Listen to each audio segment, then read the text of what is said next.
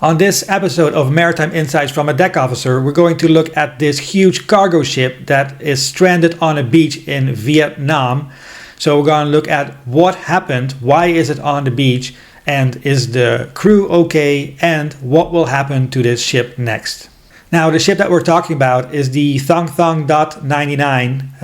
Apologize for my Vietnamese, which is not that great. And that was beached in Vietnam. Looking at some more information around the ship, we can see that at the time of the incident, the current draft was 5.5 meters and the maximum draft is 8.1. So that means that it was not fully loaded, it was actually empty and it was in ballast when this incident happened. It's a cargo ship with a flag of Vietnam, with a length of 151 meters, which is about 450 feet, and it's a wood chips carrier. Then if we scroll down, we're going to have a look at its location here in a second. But let's see what else we can find about this ship. Let's see, it has a beam of 26 meters, which is about 60 feet and has a beam.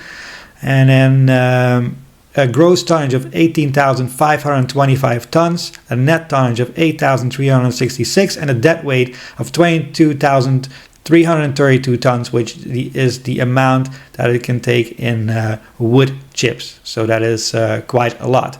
So I've actually never sailed on a wood chip carrier and I've never seen one. So I was kind of curious to how this actually works. So here you can see a wood chip carrier alongside a dock.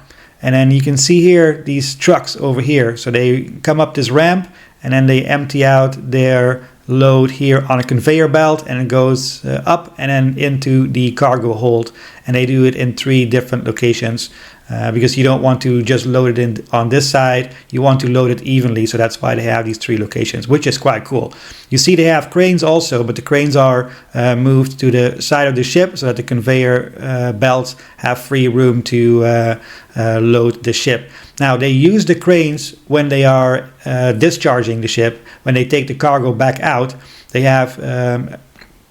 will take the wood chips with the crane out of the cargo hold, and then they put them into these hoppers. There's one here, one there, one here, one there. So they take the crane, they take the wood chips out, they put them in the hopper, and they go on a different conveyor belt all along the ship, all the way forward to the ship, and then they come out here on the bow of the ship, and then goes back on another conveyor belt, and then wherever they take it next, maybe it goes back on trucks, maybe it goes on a huge pile, I'm not sure. So the loading happens with the conveyor belts, and then the unloading with the ship's crane into the hoppers on the conveyor belt, and then out the ship somewhere on the bow. Quite interesting. So if we look at the past track of the ship, we can actually see here that the last port was Yangpu in China, and the destination was Vietnam in Hon Dao. So I looked up the port of Yangpu, which is over here, and then they went over here, and then you can see they were on the 23rd of August, they were right over here on the Vietnamese coast. And then they were making their way up to Hon Do, which is right over here. They probably want to go to the port of Hai Phong. So they were planning to anchor somewhere in this area, and it looks like this might be the spot that they were planning to anchor. They would arrive there on the 24th of August at 2 a.m.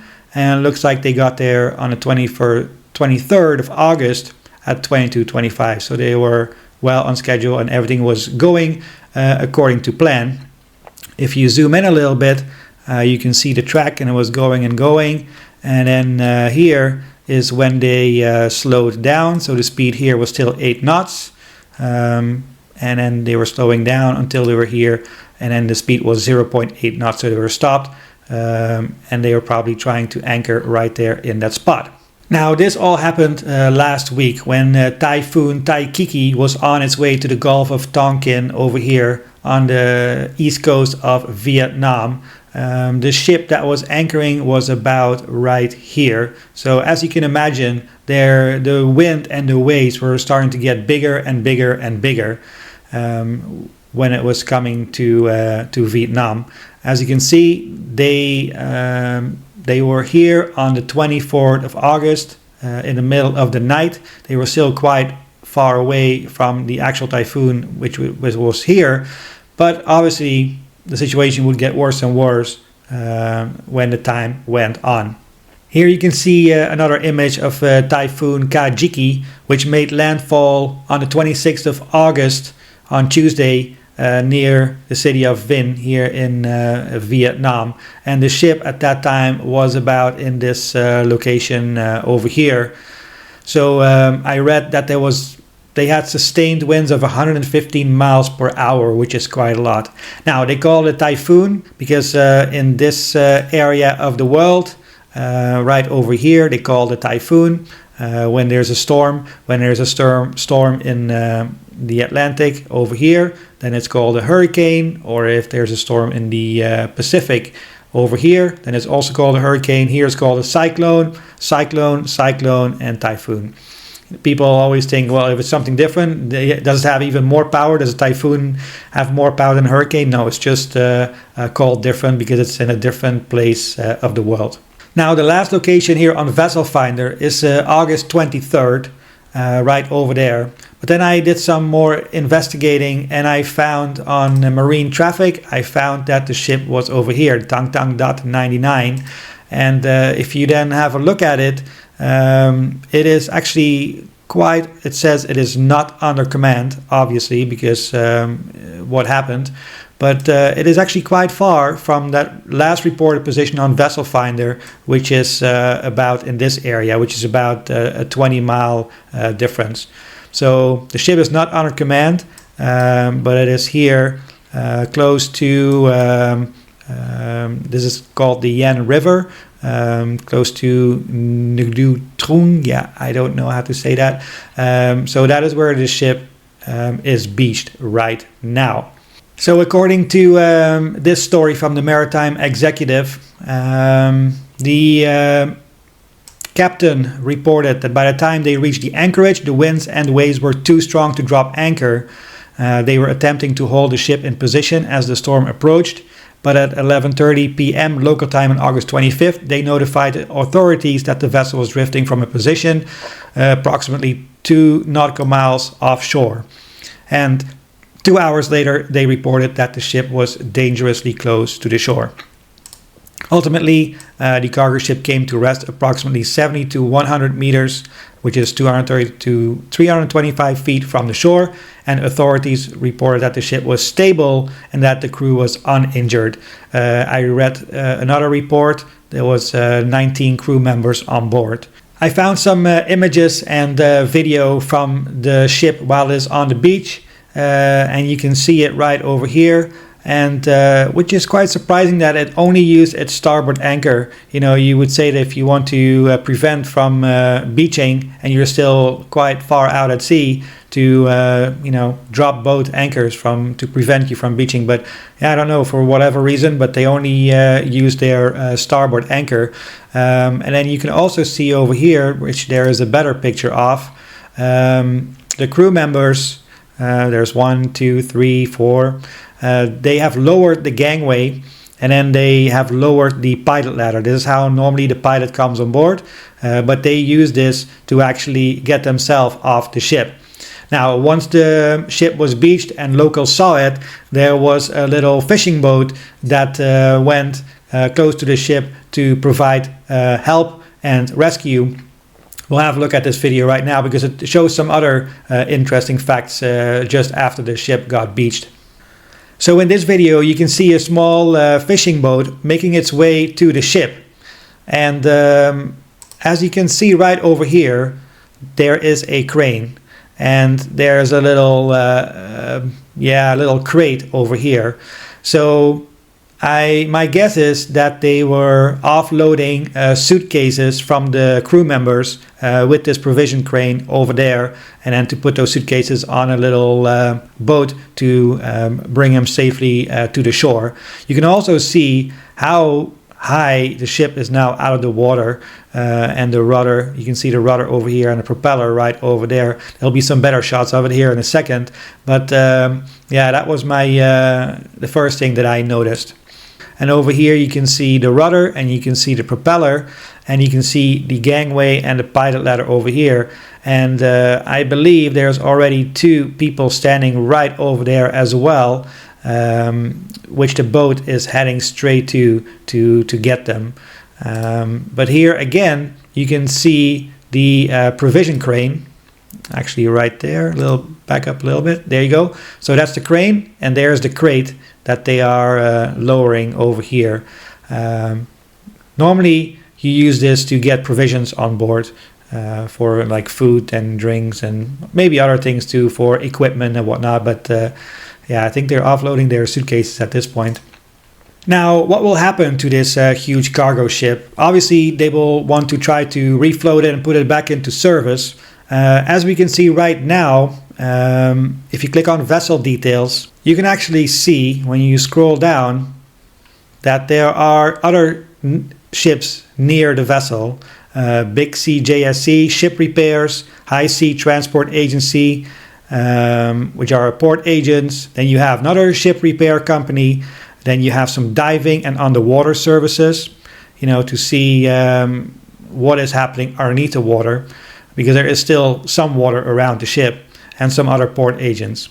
Now, it does happen occasionally that a ship gets grounded, and it all depends on what time it did ground. So if it grounded at low tide, if it grounded at high tide, or if it grounded during a storm surge when there was a typhoon or a hurricane. That all makes a big difference. So for example, if the ship grounds, say there's no typhoon at all, so we're just talking about low level, low tide and high tide.